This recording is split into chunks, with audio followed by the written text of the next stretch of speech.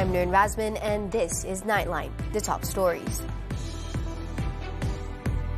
Government to use mechanisms to block RON 95 subsidy abuse and prevent multiple refuels. And 1.7 tons of drugs worth more than 54 million ringgit seized in landmark drug bust.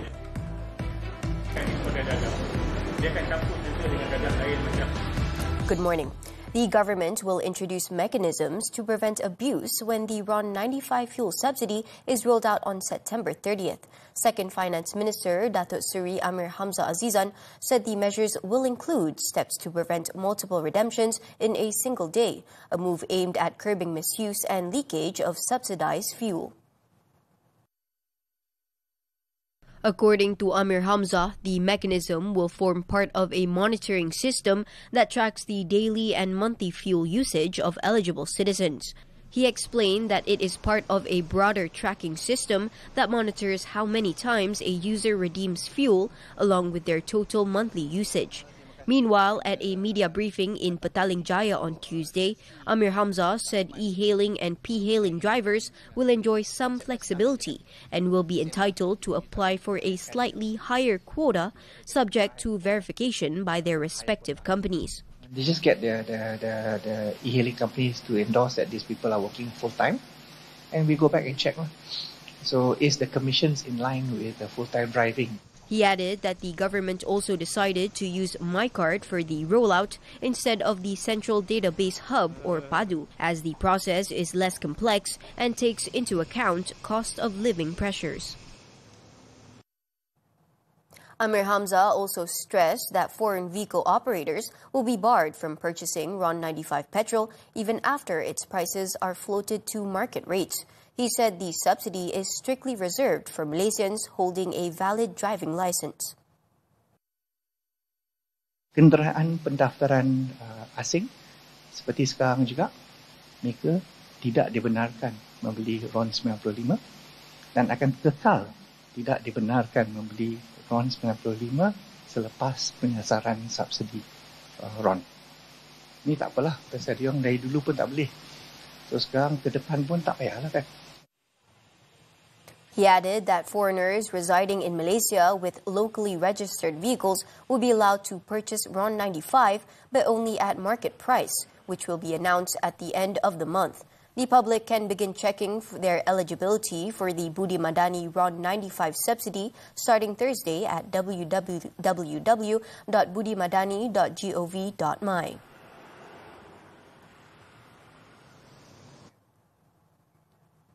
Meanwhile, Amir Hamzah said RON 95 fuel will be sold at a subsidized rate of 2.05 ringgit per litre for eligible commercial vehicles.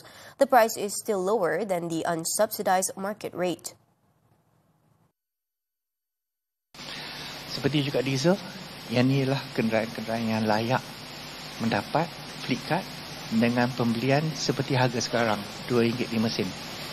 Ini bermakna taksi, van mayat, ambulans, bomber yang untuk kegunaan pengangkutan awam masih boleh membeli pada harga semasa RM2.5 sen. The initiative will be expanded to 9 public transport segments and 12 under the logistics sector, with the targeted subsidy channel to eligible commercial vehicles through fleet cards.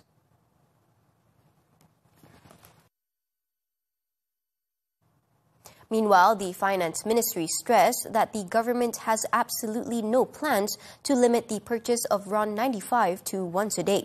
The MOF, in a statement on Tuesday, said while the government is reviewing measures to prevent the misuse of RON 95 subsidies, the Budi 95 initiative was introduced with the aim of ensuring that the daily needs of Malaysians can be met.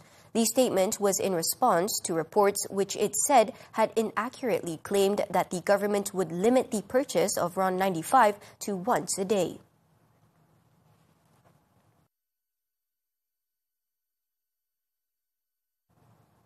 The government has synchronized data from the National Registration Department, or NRD, with the Finance Ministry to curb the misuse of MyCards in subsidy claims under the Budi Madani RON 95 program.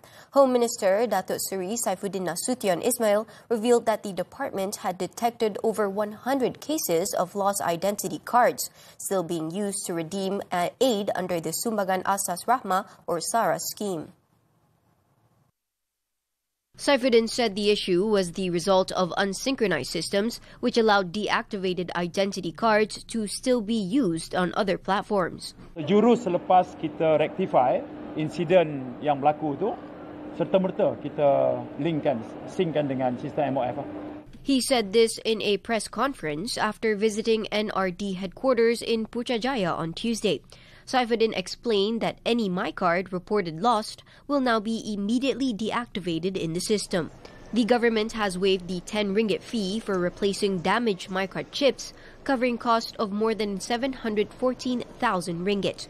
Operating hours at NRD counters will also be extended if there is a surge in replacement applications. Meanwhile, NRD offices have seen a surge in crowds as people rush to ensure their MyCard can be used for the targeted RON 95 fuel subsidy.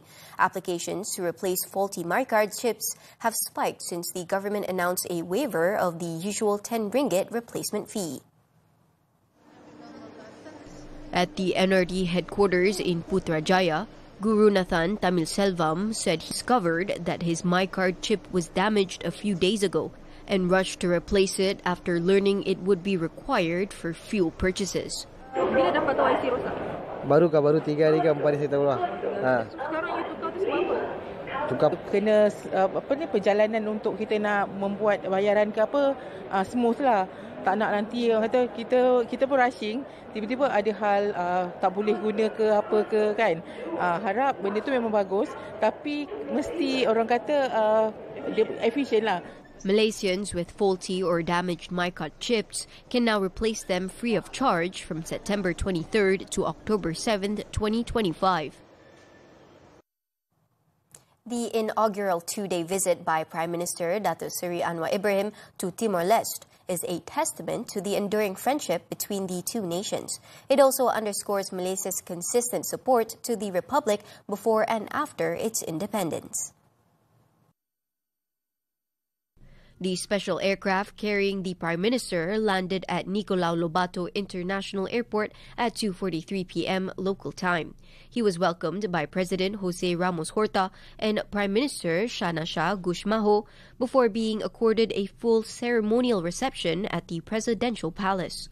Anwar later held a meeting with Ramos Horta, followed by a joint press conference where he underscored priorities in trade, investment, tourism, education and defense. This is an eventful visit because it means a lot, understanding the historical antecedents of both countries and the commitment shown from the beginning, pre and post-independence. He added that Malaysia is looking forward to celebrating Timor-Leste's admission as the 11th member of ASEAN at the upcoming 47th ASEAN Summit in Kuala Lumpur next month. Meanwhile, President Ramos Horta announced that Anwar will be conferred the country's highest honor, the Grand Collar of the Order of Timor-Leste. The honor is in recognition of his contributions and Malaysia's steadfast support for Timor-Leste's aspiration to join ASEAN, particularly as Malaysia assumes the ASEAN chairmanship in 2025. During an engagement program with the Malaysian diaspora and alumni of the Malaysian Technical Cooperation Program and Malaysian Defence Cooperation Program on Tuesday evening, Anwar said Malaysia's ability to maintain political stability and prudent financial management has enabled the country to carry out reforms and sustain economic growth. The Prime Minister stressed that peace and stability are fundamental in driving reforms and unlocking new areas of economic potential. Firstly, there is peace. There is political stability. With the political stability, we are able to craft policies, be it education reform or institutional reform or embarking on new ventures like energy transition, digital transformation, or AI. Anwar added that strong leadership, supported by close cooperation between the civil service and the private sector, is vital to attract foreign investment, boost domestic investment, and drive sustained economic growth. Police have seized 1.7 tons of drugs, including fentanyl, worth 54.18 million ringgit that had been smuggled into the country.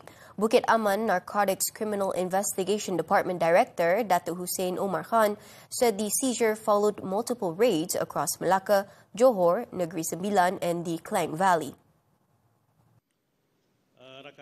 Hussein said the fentanyl, known as the zombie drug and is 100 times more potent than other drugs in the market, was intercepted in Negeri Sembilan and Melaka, as well as during Op Blackwood in Selangor. During the operation, dubbed Op Black Ash, on August 19th, authorities detained 2 foreign men and 1 local man, along with over 961 kilograms of liquid fentanyl worth 30.7 million ringgit. Meanwhile, a separate operation, Op Blackwood, on August 23rd, led to the arrest of 3 local men and 2 foreign women, with over 75 kilograms of various narcotics worth 2.7 million ringgit seized. The drugs were believed to have been smuggled into Malaysia via Port Klang using cargo shipments. 4 other separate operations were also carried out in the Klang Valley and Muar, Johor. Seized items included ecstasy pills, heroin, methamphetamine, and Aramin 5 tablets. In total, 24 individuals, including 6 foreign nationals aged between 19 and 55, were arrested. 2 families whose homes were severely damaged in Monday's storm at the Seri Cempaka People's Housing Project in Pantai Dalam will be moved to permanent new units. Federal Territories Minister Datuk Seri Dr. Zaliha Mustafa said the affected homes were among 9 that were impacted in the late afternoon storm. Dr. Zaliha said 5 units on the 17th floor sustained serious damage, with 2 deemed unsafe to occupy. 4 other units had only minor damage. 2 buah rumah yang telah kita kenal pasti sebagai kerosakan yang sangat teruk, dan kita akan pindahkan mereka di unit yang lain di sini juga, lakukan pembaik pulihan dengan sesegera mungkin. Jadi kita jangka kalau rumah yang paling teruk rosak, mungkin dia memerlukan sehingga 2 hingga 3 bulan. 4 of the 5 affected families are currently placed at the Lembah Pantai Community Temporary Relief Center. In addition to homes, 25 vehicles were damaged after being struck by flying roof debris.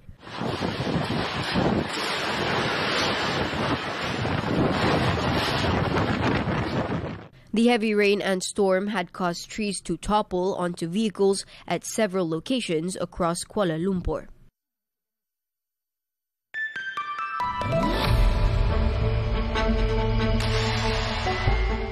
The RON 95 petrol subsidy under the Budi Madani initiative is expected to support vehicle demand. Hong Leong Investment Bank said the program provides additional relief for road users while having only a minimal impact on total industry volume, or TIV. CIMB Securities noted that only high-mileage users may face higher costs, which could gradually encourage a shift towards electric vehicles. The policy is also expected to spur automakers to introduce more efficient and cleaner models. RHB Investment Bank similarly assessed the overall impact on TIV as minimal, pointing to weak disposable income and persistently high financing cost. Indonesia's parliament on Tuesday approved President Prabowo Subianto's proposed budget for 2026, which includes spending of $231.5 billion and forecasts the fiscal deficit at 2.68% of gross domestic product. The budget, which the parliament speaker put to a vote, assumes economic growth of 5.4%, up from the 2025 target of 5.2%, and has a revenue target of more than $190 billion. In total, proposed spending for 2026 is 9% higher than estimated total spending for 2025, with the revenue target also up about 10% from the 2025 outlook. The budget deficit for 2026 would be lower than the forecast for this year at 2.78% of GDP, also below a limit of 3% set by the law.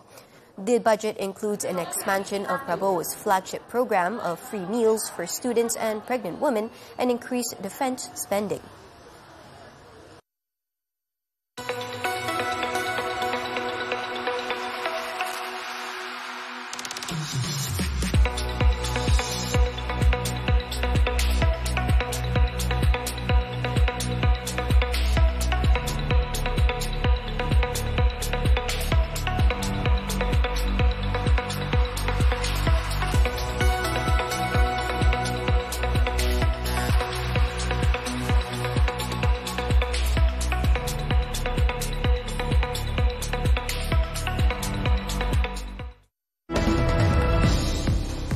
Lion tiger carcass found, 3 men sentenced to 7 years. Listen more after this break. The best content doesn't just entertain, it sells. At Content Berhangat, we build campaigns that move customers from watching to buying. From screen to store, we know how to make every second of attention count. Custom advertising campaigns built for your business. Professional ads that put you in the spotlight. Exclusive rates you won't find anywhere else. It's not just advertising, it's real business growth. Register now at AdvantageRSVP.com. MHI berjuang untuk Palestin.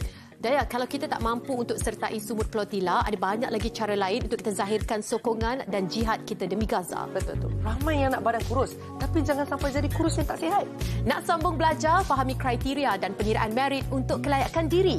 Harga hotel di Malaysia mahal sampai orang tak nak melancong dalam negara. Betul ke? Soal Wan, kita bincangkan topik waranti. Isnin hingga Jumaat jam 10 pagi. Eksklusif di TV3 dan tonton. Unlocking the future of business. From industry evolutions to policy changes, we go beyond the headline. Deep insights, sharp analysis. Understanding the forces driving tomorrow's economy. Key financial insights that drive decisions. This is Money Matters, every Saturday, 5 p.m. Only on TV3 and stream now on Tonton. Suspek ini dipercayai telah melakukan pembunuhan dan seterusnya melupuskan mangsa. Kalau Salvan bersama seorang lagi yang masih bebas dituduh membunuh Nur Rahayu Kamarudin. Saya ingat macam saya cakap tadi lah, remaja hilang biasa. Tapi bila saya terdengar satu perkara tu, satu benda yang dia cakap, suara Ayu menjerit sebelum dia hilang. Dan kawan dia cakap, tak boleh macam ni, nanti polis tahu. Kau tinggal macam ni, nanti masalah. Kau pergi bakar balik. Welcome back. Police have crippled 2 online fraud syndicates following the arrest of 24 individuals in 2 separate raids. These syndicates allegedly targeted victims in China and Japan and worked from luxury condominiums in the capital. Dangwangi District Police Chief Assistant Commissioner Sulizmi Afendi Sulaiman said in the first raid on Thursday, Bukit Aman's Commercial Crime Investigation Department and Dangwangi Police raided 2 luxury condominium units in Lorong Binjai and arrested 14 suspects. These suspects, aged between 18 and 45, had entered the country using social visit passes and were using the units as their base of operations and as living quarters. Police also seized 5 laptops, 25 mobile phones, a modem, and an access card, with the total haul valued at 50,000 ringgit. In the second raid on September 19th, police stormed 5 units at another luxury condominium in Pasiaran, KLCC, and arrested 10 foreigners, including a woman in her late 20s. The group is believed to have been running a bogus cryptocurrency investment scam targeting victims in Japan. Investigations revealed the units had only been rented earlier this month at 7,000 ringgit per unit. The raid also led to the seizure of 3 laptops, 2 monitors, 16 mobile phones, 2 modems, and 3 access cards. Both cases are being investigated under the Penal Code for cheating. In Johor, 3 men, including 2 brothers, were sentenced to 7 years in prison and fined 250,000 ringgit for keeping the carcass of a female Malayan tiger, a fully protected wildlife species, without a permit. During the proceedings on Tuesday, the court examined the carcass, which was brought into the compound for identification. Judge Haida Faridzal Abu Hassan then handed down the sentence after all 3 accused, Mat Shahizam Mat Salim, 49, Nazrin Tomiran, 47, and Muhammad Nazrul Tomiran, 28, pleaded guilty when the charges were read separately to them. They were charged under the Wildlife Conservation Act, read together with the Penal Code. The court also ruled that each would face an additional 7 years in prison if they failed to pay the fine.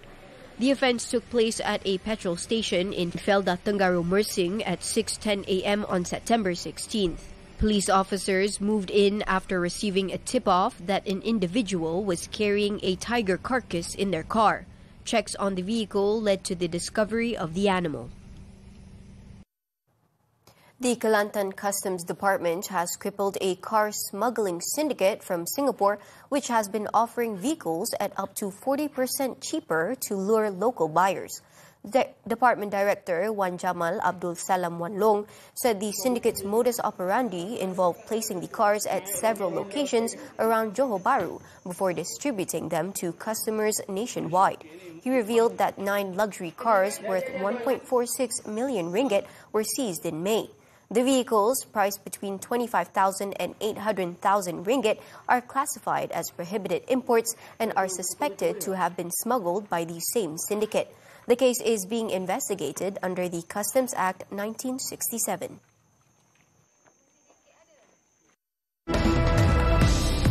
Hong Kong shut down ahead of world's biggest tropical cyclone. The details when Nightline returns.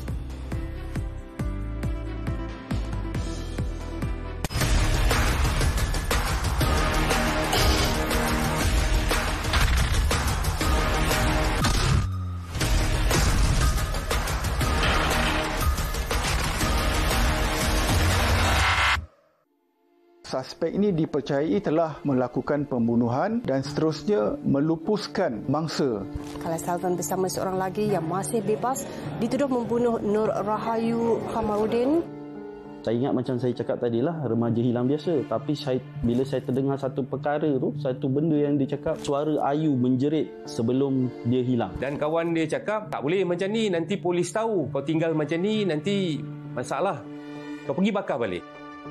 Misi mencari kari diteruskan lagi di Johor Bahru. Dia manis, dia tidak terlalu manis. Mereka hanya bergantung pada kemanisan bawang merah yang digunakan tau. Peminat kari kepala ikan, bayangkan. Memang sur macam ni. Bila ditambah lagi dengan santan tu, dia macam potong dia punya rasa rempah yang terlalu kuat tu. Jadi rasa dia memang balance lah. Jangan lupa saksikan Jalan-Jalan Cari Makan Misi Mencari Kari di Johor Bahru. Ahad ini 11.30 pagi di TV3 dan stream juga melalui Tonton. Caca ni talented tau. Tapi kenapa tak jadi artis untuk drama, Tonton? Bukan tak nak. Cuma tinggi Caca tak cukup. Lepas tu duit tabung dah habis sebab langgan Tonton. Memang saya kompetitif punya orang. Saya punya mindset memang pergi sana untuk menang lah. Saya bawa nama Malaysia lah di luar. Sukan gusilingan ni dah bertapak kat Malaysia lebih 30 tahun, tapi kita dah jadikan dia sukan rasmi lah, diiktiraf daripada Kementerian Belia dan Sukan. Game ni memang cepat lah. Main you kena fokus and you kena cepat.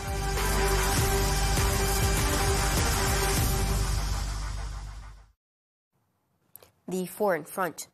U.S. President Donald Trump is expected to offer a plan and discuss his vision for ending Israel's war on Gaza and the future of the mostly destroyed Palestinian enclave to Arab and Muslim leaders on Tuesday. The White House said Trump will hold a meeting with leaders from Saudi Arabia, Qatar, the UAE, Egypt, Jordan, Turkey, Indonesia, and Pakistan on the sidelines of the United Nations General Assembly in New York. According to sources, the president will discuss a potential Israeli military withdrawal from Gaza, plans for regional leaders to deploy troops for security, and the start of funding of a transition and rebuilding process. The plan sees no role for Hamas, which the US and Israel have demanded must be disarmed and eliminated.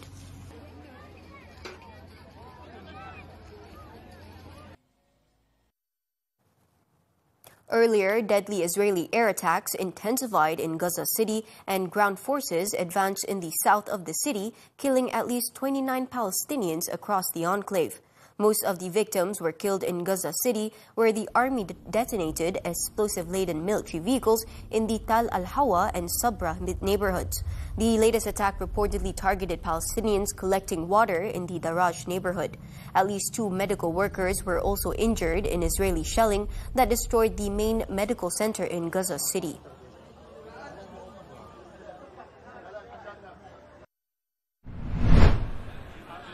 Meanwhile, dozens of world leaders gathered at the United Nations on Monday to embrace a Palestinian state, a landmark diplomatic shift nearly 2 years into the Gaza war. Among them, French President Emmanuel Macron, in his address to the General Assembly, formally recognized the Palestinian state and called for an end to the war in Gaza. Le temps est venu d'arrêter la guerre, les bombardements à Gaza, les massacres et les populations en fuite. Le temps est venu car l'urgence est partout. Le temps de la paix est venu car nous sommes à quelques instants de ne plus pouvoir la saisir. Alongside France, Andorra, Belgium, Luxembourg, Malta, and Monaco also announced their recognition of a Palestinian state. The latest countries to recognize Palestine now join some 147 of the 193 UN member states that had already formally recognized Palestinian statehood as of April this year. In Italy, tens of thousands protested across dozens of cities, shutting schools, disrupting trains, and blocking ports and roads in one of Europe's largest nationwide demonstrations against Israel's Gaza offensive. Grassroots unions across Italy called a 24-hour general strike on Monday in solidarity with Gaza, citing the Italian and EU's government's inaction on the humanitarian crisis. From Milan to Palermo, Italians poured onto the streets in at least 75 municipalities across the country. In Rome, over 20,000 people gathered outside the Termini train station, waving Palestinian flags, while organizers in the northern city of Milan said 50,000 people had turned out. Authorities said more than 10 people were arrested in Milan and about 60 police officers suffered bruising or more serious injuries. Hong Kong shut down on Tuesday ahead of Super Typhoon Razmyn, the world's most powerful tropical cyclone this year, as authorities urge residents to stay indoors. Hong Kong issued Typhoon Signal 8, its third highest, prompting the closure of most businesses and transport services. Hundreds of flights have been cancelled and schools shut, including in nearby Macau and Taiwan. The storm is expected to make landfall in China's Guangdong province on Wednesday, where some 370,000 people have been evacuated so far.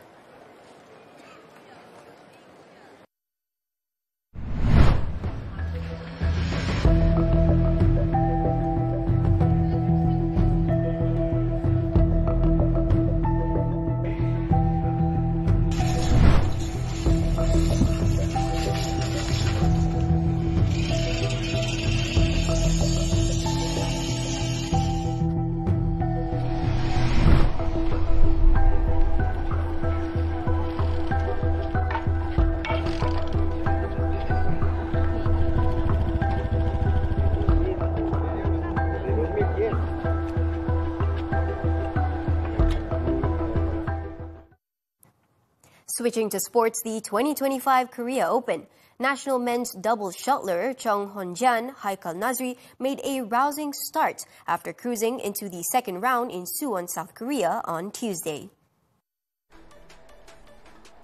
The world number 47 pair delivered a dominant performance, claiming a 21-19, 21-12 win over Thailand's Piratchai Sukphun Phakgapon Theravratsakul in just 36 minutes. Honjian Haikal will next meet former world champions Kurohoki Yugo Kobayashi of Japan. However, it was a mixed day for the Malaysian camp as other doubles pairs failed to progress. Men's double duo Nur Muhammad Azrin Ayub Tan Wee Kyong bowed out 18-21, 12-21 to Indonesia's Fajar Alfian Muhammad Shohibul Fikri in the first round. The national campaign in the women's doubles also came to an end in the first round when world number 19 Teo Mei Xing Go Pi Ki went down 13-21, 11-21 to Taiwan's Xu Yinhui Lin Ji Yun.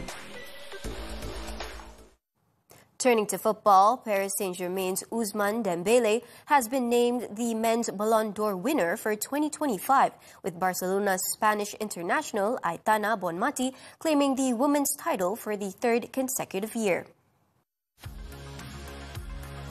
The pair were awarded the trophies recognized as the most prestigious individual prizes in football at the Théâtre du Châtelet in Paris, France on Monday.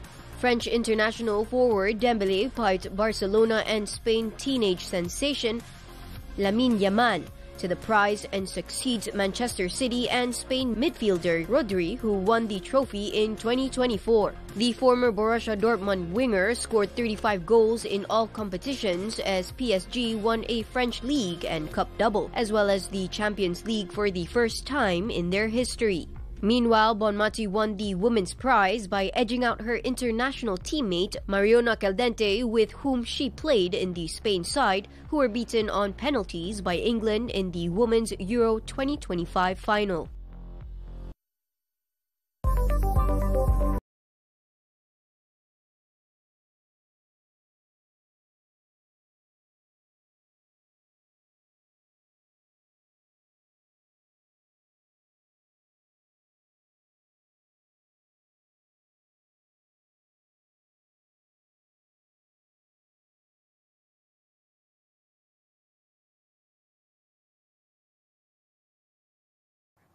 And that concludes Nightline this time around. Before we leave, here's a look at hundreds of fans celebrating Ousmane Dembele's Ballon d'Or win, awarded for his starring role in PSG's Champions League triumph last season. With that, I'm Nurin Razmyn. Thank you for watching and stay safe.